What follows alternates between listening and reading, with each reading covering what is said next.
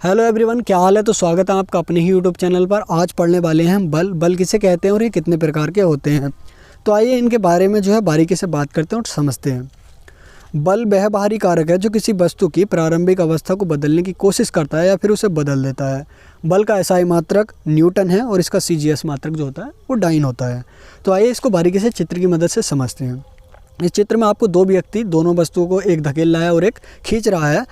तो ये वस्तु की प्रारंभिक अवस्था को जो है बदल रहे हैं, यानी कि वस्तु की प्रारंभिक अवस्था को बदलने को ही बल कहते हैं। घर्षण बल पढ़ते हैं कि घर्षण बल क्या है। संपर्क में रखी हुई दो वस्तुओं के बीच जो बल काम करता है उसे घर्षण बल कहते हैं। घर्षण बल हमेशा वस्तु की गति के विपरीत दिशा में होता है और वस्तु की गति का विरोध करता है। आइए इसको भी चित्र की मदद से हम बारीकी से समझते हैं।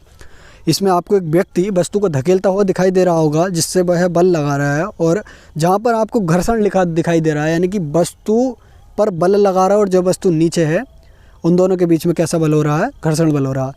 तो घर्षण बल के लाभ पढ़ लेते हैं। घर्षण बल के कारण ही मनुष्य सीधा खड़ा रह पाता है और चल पाता है। घर्षण बल की कमी के कारण ही हम केले के छिलके से फिसलते हैं। घर्षण बल की कमी के कारण बरसात के दिनों में पहिए फिसलने लगते हैं। घर्षण बल की कमी के कारण मोटर की पुली से पट्टा फिसलने लगता है। घर्षण बल के कारण ही साइकिल के पैडल न मारने पर वह रुक जाती है। तो ये सारे क्या हैं, घर्षण बल के उदाहरण हैं, और आप अपने दैनिक जीवन में और भी पढ़ सकते हैं, देख सकते हैं। आइए पढ़ते हैं अभिकेंद्र बल किसे कहते हैं। अभिकेंद्री बल किसी वृत्ताकार पथ में केंद्र की ओर लगने वाले बल को अभिकेंद्र बल कहते हैं। चलिए इसको भी चित्र की मदद से समझते हैं।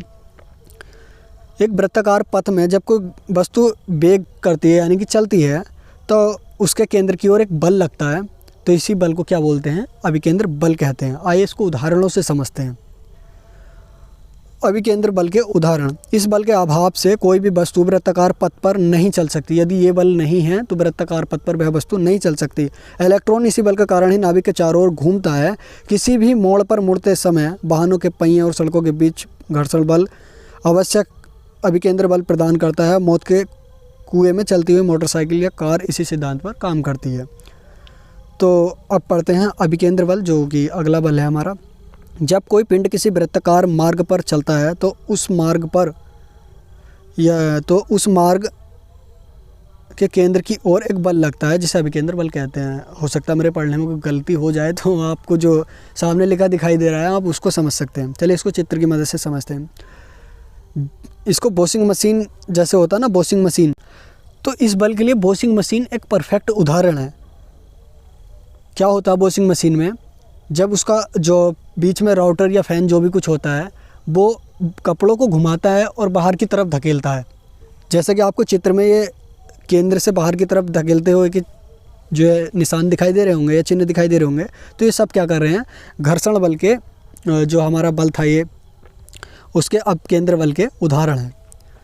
आइए इसकी कुछ विशेषता भी हैं, उनको भी समझते हैं। अपकेंद्र बल की विशेषता क्या है। यह एक आभासी बल है। यह बल घूमने वाली वस्तु पर बाहर की ओर लगता है, यानी कि कोई वस्तु, जैसे कि अभी हमने वॉशिंग मशीन का एग्जांपल लिया था, वह उसके बाहर की ओर धकेल रहा था। उन चीज़ों को जो बाहर उसके कोने में फैन लगे होते हैं ना, उससे रगड़ता है तभी हमारे कपड़े धुलते हैं। धकेलता है और उस वस्तु पर वास्तविक अभिकेंद्र बल अंदर की ओर से लगता है। वास्तविक अभिकेंद्रीय बल को व्यक्ति वस्तु पर लगता हुआ देखता है, परंतु अपकेंद्र बल को वस्तु के साथ ही एक स्थिर प्रशिक्षक ही देख सकता है। कहने का मतलब क्या है, हो सकता है पढ़ने में गलती हो गई हो। जो अभिकेंद्र बल है उसको क्या है, एक व्यक्ति देख सकता है, लेकिन इस बल को जो है अपकेंद्र बल को एक स्थिर व्यक्ति जो है वही देख सकता है, यानी खड़ा हुआ व्यक्ति ही इस बल को देख सकता है। तो ये क्या है, दोनों बलों के बीच का अंतर है। कौन कौन से, अभिकेंद्रीय बल और अपकेंद्रीय बल, दोनों बलों के बीच का अंतर है। आइए पढ़ते हैं अपकेंद्रीय बल के उदाहरण क्या हैं। वॉशिंग मशीन द्वारा कपड़े इसी सिद्धांत पर सुखाए जाते हैं। दूध से क्रीम निकालने वाली मशीन इसी सिद्धांत पर काम करती है। ड्राई क्लीनर भी इसी सिद्धांत पर काम करता है।